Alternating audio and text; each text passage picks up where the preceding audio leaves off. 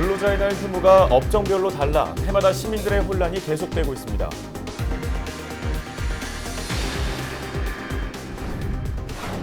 정부의 개헌안에 근로를 노동으로 바꾸는 내용이 포함되면서 근로자의 날을 노동자의 날로 변경하자는 움직임이 일고 있습니다.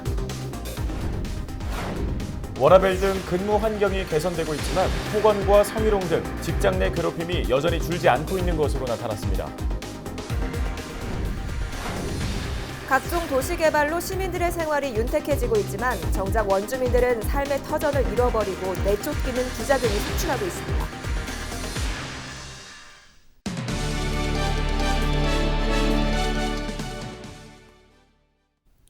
시청자 여러분, 안녕하십니까? 헬로티비 뉴스 시작합니다. 1년에 하루 근로자들이 휴식을 취할 수 있도록 제정된 날이 바로 근로자의 날인데요. 그런데 해마다 근로자의 날 휴무를 놓고 혼란이 계속되고 있습니다. 업종에 따라 휴무 여부가 다르고 또 같은 업종이라도 사업주에 따라 다르기 때문에 이용객들의 혼란이 해마다 반복되고 있습니다. 김진재 기자입니다. 인천의 한 은행입니다. 셔터가 내려진 문 앞에 휴무를 알리는 안내 문구가 붙어 있습니다. 근로자의 날을 맞아 문을 닫았지만 휴무일인지 모르고 은행을 찾은 시민들은 헛걸음에 당혹감을 감출 수가 없습니다. 예상 밖으로 오늘 쉴 거라는 생각을 안 했거든요. 그런 게 조금 답답하죠. 부천의 한 대학병원. 근로자의 날을 맞아 응급실을 제외한 모든 부서가 휴무에 들어갔습니다. 병원장 재량으로 문을 닫는 대학병원과 비슷하게 자영업자로 분류되는 개인 병원들 역시 자체적으로 휴무 여부를 결정할 수 있습니다. 병원마다 문을 열기도 닫기도 하기 때문에 병원을 찾는 시민들은 혼란스러울 수밖에 없습니다.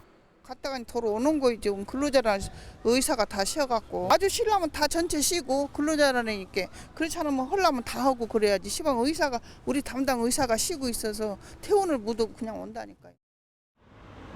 근로기준법을 적용받는 개인병원과 은행 등은 휴무에 들어갔지만 우체국을 비롯한 관공서는 여느 때와 같이 문을 열었습니다. 공무원은 근로기준법을 적용받지 않아 근로자의 날 정상적으로 출근하고 있습니다. 하지만 서울시를 비롯한 일부 지자체는 민원실 등 필수 부서를 제외한 나머지 부서에 대해 자체적으로 특별 휴가를 시행하기도 했습니다. 업종뿐 아니라 지자체별로도 휴무 여부가 달라지는 근로자의 날. 근로자의 날마다 시민들의 혼란이 반복되고 있습니다. 헬로티비 뉴스 김진재입니다. 현재 우리 사회에선 근로와 노동이라는 단어를 함께 쓰고 있습니다. 근로자, 노동자, 근로자의 날, 노동절 이런 식으로 말이죠. 서울시가 앞으로는 근로라는 용어 대신 노동이란 용어를 사용하기로 했습니다. 관련 조례가 지난달 시의회를 통과했는데요. 조례를 발의한 시의원은 노동이라는 언어가 가진 의미와 가치를 찾아야 한다고 설명했습니다. 손성혜 기자입니다. 서울시 조례 일괄 정비를 위한 조례안입니다. 서울시 50여 개의 조례에 등장하는 근로라는 용어를 노동으로 바꾸는 내용입니다. 근로자는 노동자, 공공근로요원은 공공노동요원, 근로계약서는 노동계약서로 변경하는 겁니다.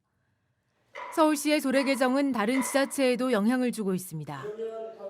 창원이나 울산 등에서도 근로를 노동으로 바꾸는 내용의 조례 개정을 추진하고 있습니다. 이 같은 움직임은 일제잔재청산이 필요하다는 이유에서입니다. 일제시대 때 근로징용 아니면 정신근로제 이렇게 표현됐던 것들은 일제가 시키는데도 열심히 일해라라는 것들을 담았던 용어였던 거고 그래서 일제잔재의 표현인 근로라는 표현을 좀 바꿔야 되겠다. 노동에 대한 우리 사회 인식 변화도 이유 중 하나입니다. 근로와 노동, 두 단어의 의미를 살펴보면 근로는 사용자 입장에서 부지런함을 강조하고 노동은 행위 주체인 노동자를 강조하고 있기 때문입니다. 이것은 결국 인간의 인류의 역사 발전에서도 가장 기본이 되는 행동이잖아요. 중요한 단어이고 사회가 바뀌었다고 하지만 아직도 여전히 회피해야 될 것, 더러운 거, 그리고 힘든 거 이렇게만 인식되고 있는 부분이 있어서 이 노동이라는 걸 제대로 알고 인식하는 것이 필요하다. 서울시는 조례 개정에 앞서 일자리 노동정책관 부서 명칭을 노동민생정책관으로 변경했고 정부는 고용노동부 등 정부 부처와 직제 명칭에서 노동을 사용하고 있습니다. 헬로티비 뉴스 손성혜입니다. 주 52시간 근무와 워라밸 등 직장인들의 근로 환경이 점차 나아지고 있다고는 하지만 여전히 직장 내에서 버젓이 벌어지고 있는 갑질이나 폭언, 또 성희롱에 시달리는 근로자들도 적지 않습니다. 근로자의 날을 맞아 도를 넘는 직장 내 괴롭힘, 다양한 사례를 이정아 기자가 보도합니다. 한 기업체의 계약직으로 근무하는 30대 남성 김모 씨는 직장에서 상사로부터 부당한 대우를 받았던 경험을 떠올립니다. 아들 숙제를 해야 되는데 그 과제를 대신 해준 적이 있고요. 그게 중 1, 2학년이 나올 수 있는 과제가 아니라고 해서 퀄리티를 더 낮춰서 다시 과제를 했던 적도 있고 많죠. 몇 년 중에 인사를 안 받는다든지. 김 씨처럼 직장 내 괴롭힘을 당하는 근로자들은 더 있습니다. 노무사와 변호사 등으로 구성된 시민단체 직장갑질 119에 따르면 직장인 A 씨는 상사의 프리젠테이션 발표를 돕던 중 화면을 잘못 넘기는 실수를 했다가 손가락을 자르겠다는 폭언을 들어야만 했습니다. 또 다른 회사원 B 씨는 상사로부터 쥐도 새도 모르게 죽여버린다는 말을 들은 후 우울증에 걸렸다고 말합니다. 한 워킹맘은 아이가 아파 휴가를 내겠다고 말했지만 임신한 사람도 잘 다니는데 왜 회사에 피해를 주느냐는 상사의 말에 결국 출근할 수밖에 없었던 고충을 떠올립니다. 시민단체 직장갑질 119로 접수되는 직장 내 괴롭힘과 관련한 제보는 하루 평균 60여 건. 회식 강요와 폭언, 폭행, 집단 따돌림 등 종류도 다양합니다. 괴롭힘 행위로 고통받고 있는 직장인들이 여전히 많은 것으로 확인되고 있고요. 정부 차원의 혹은 공공기관 차원에서 좀 선도적으로 괴롭힘 문제를 해결하고 실태를 조사하는 그런 조치들이 이어져서 여성 근로자의 경우 성희롱 피해에도 노출돼 있습니다. 지난해 인천의 여성 근로자를 대상으로 한 상담 490여 건 가운데 절반 가까이가 직장 내 성희롱과 관련된 내용이었습니다. 또 성희롱 상담자 가운데 70% 이상이 해고나 직무 재배치, 집단 따돌림 등 부당 조치를 경험했다고 응답했습니다. 화장실 가는 문제들 같은 경우는 자유롭지 않게끔 하는 경우도 있고 미투 이전보다 지금은 이제 성희롱의 어떤 상황에 대해서 다 감수성이 있잖아요. 여성 노동자들이.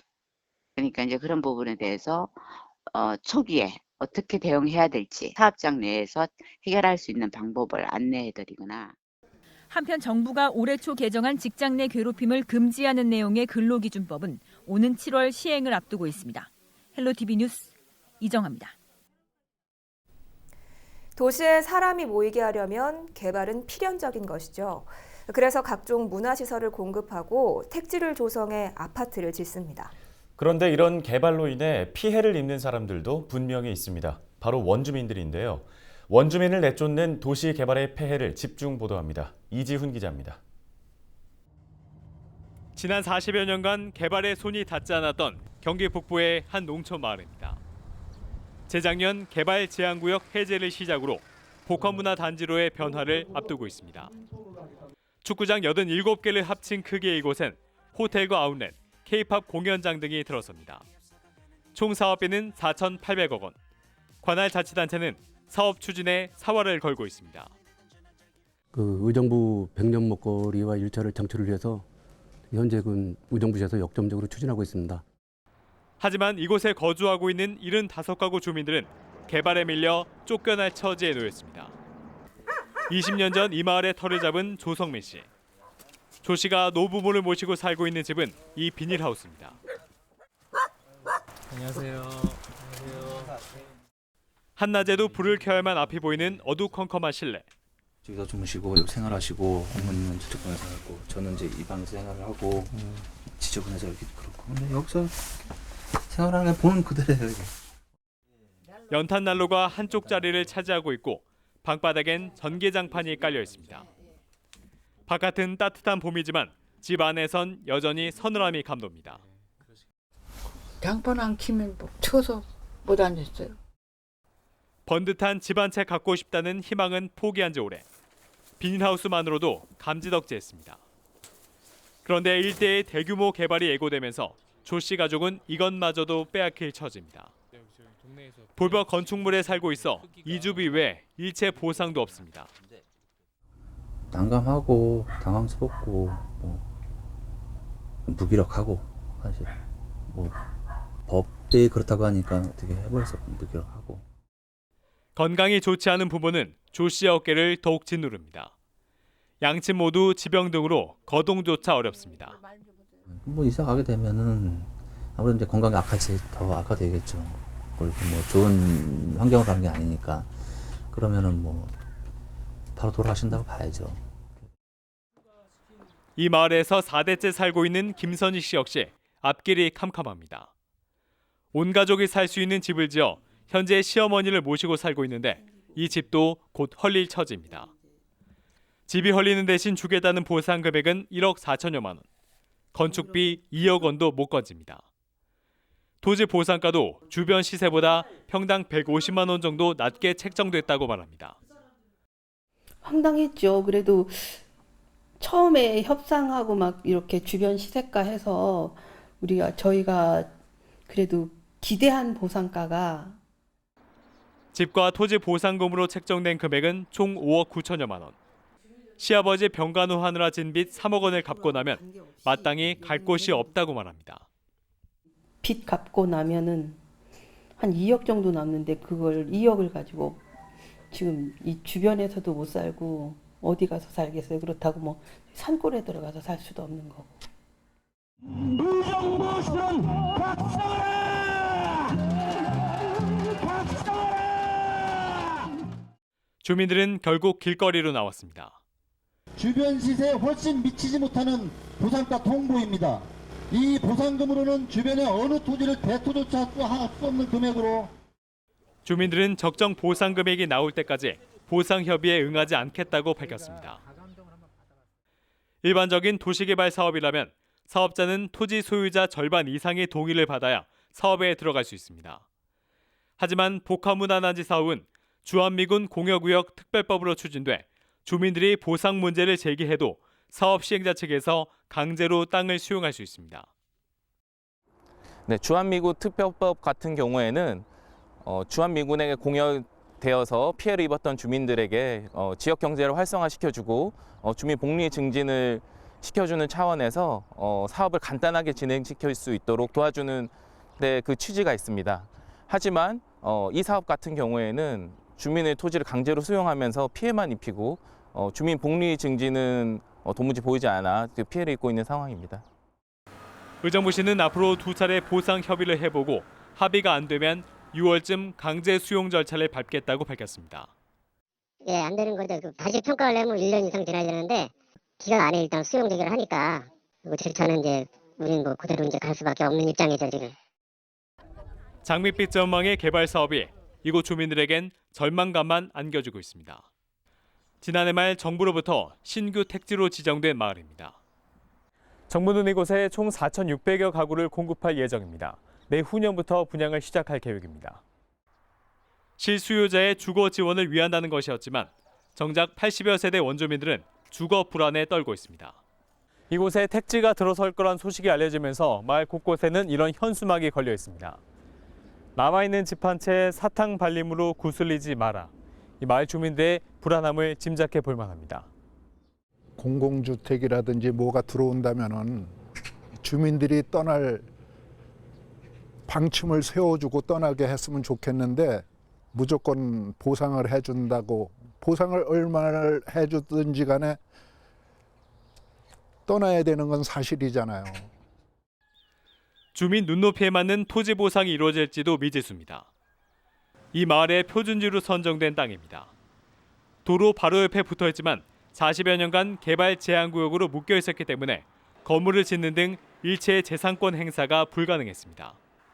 지난 10년간의 공시지가 추이를 확인해봤습니다. 2008년 16만 원이었던 공시지가가 지난해엔 18만 원, 10년 동안 2만 원이 올랐습니다. 주변 시세에 여기 묶여 있다 보니까 주변 시세보다는 지금도 상당히 저평가돼 있고. 하지만 관련법은 공익사업에 따른 토지 보상을 할 경우 공시지가를 기준으로 보상 금액을 결정한다고 규정해두고 있습니다. 보상 금액이 시세와 차이가 날 수밖에 없는 이유입니다. 또 개발에 따른 지가 상승 등 토지의 미래 가치를 보상 금액에 반영하지 않도록 하고 있습니다. 거기가 뭐 개발이 안 되니까 뭐 거래도 안 되고 또 공시지가 이것도 엄청 뭐 현실하고 안 맞고 이제 특별법을 그 보상에 관한 시행세칙을 지금 표준지가에서 주변 현시가로 해달라고 이렇게 지금. 원주민들의 마을 재정착도 희박합니다. 개발 후 채소는 땅값을 감당하기 어렵기 때문입니다. 거기에 사는 사람들에 대한 배려보다는 거기 그 장소를 어떻게 바꾸느냐에 포커스가 맞춰져 있기 때문에 사실 한계들이 분명히 있죠. 하드웨어가 바뀌어버리면 그 지역 주민들은 내몰릴 수밖에 없는 상황이거든요. 일방적으로 내쫓고 보는 이른바 식민지식 도시개발. 법령도 행정력도 원주민들은 어디에도 기댈 데가 없습니다. 헬로티비 뉴스 이지훈입니다.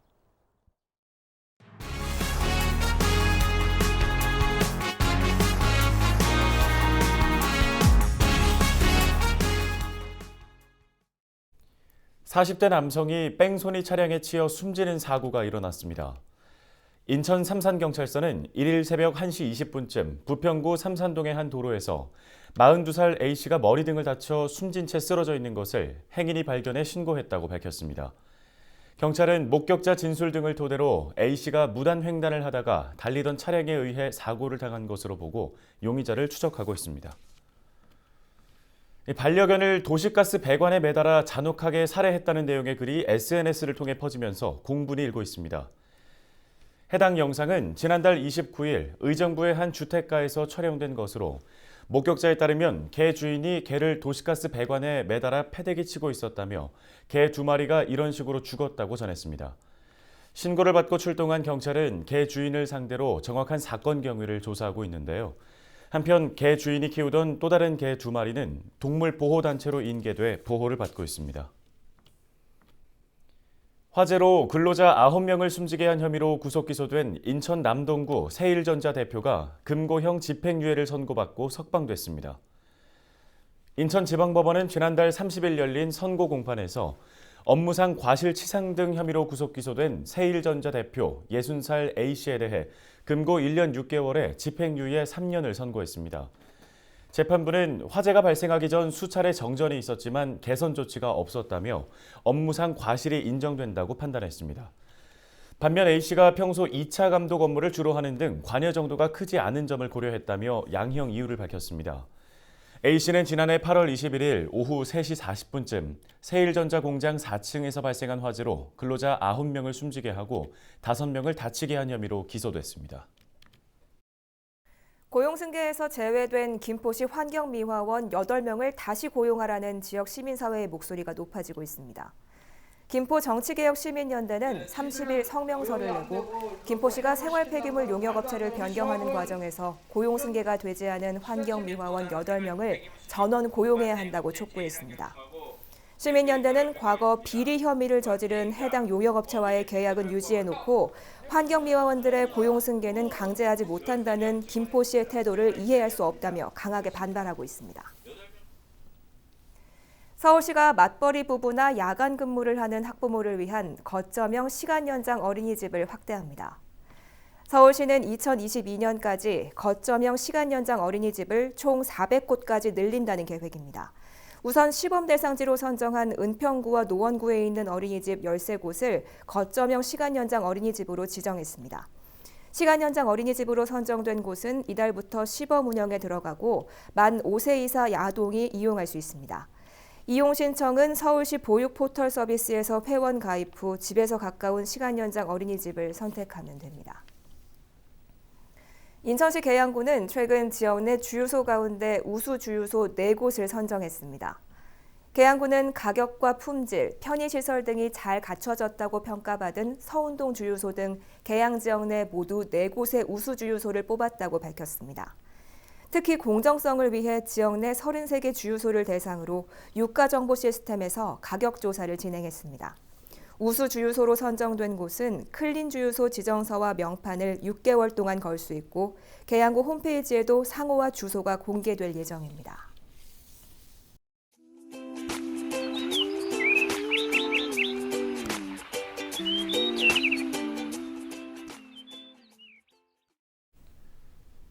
헬로티비 뉴스는 언제나 지역 주민 여러분 곁에 있겠습니다. 시청해주신 여러분 고맙습니다.